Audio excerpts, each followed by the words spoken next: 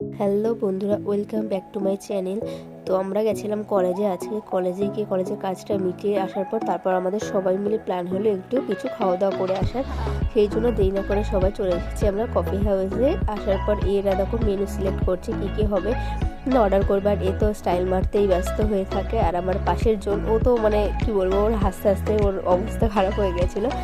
তারপর আমাদের অর্ডারটা চলে এসেছে। ওখানে ছিল হলো বাটার তন্দুরি রুটি, চিকেনের কিছু একটা ছিল, মাটন বিরিয়ানি ছিল, আর আমার জন্য স্পেশালি ছিল গোলাপ জামুন, যেগুলো তো আমি ওগুলো খাবো না, আমার একটু প্রবলেম ছিল, যার জন্য আমি সেগুলো খেতে পারিনি। আর আমার এই ফ্রেন্ড দুটো, এরা মানে মানে বন্ধুদের মধ্যে ভালোবাসা এদেরই ছিল, সেদিনকে সবাইকে ভুলে গেছে, এরা দুজনদের মতো ছিল।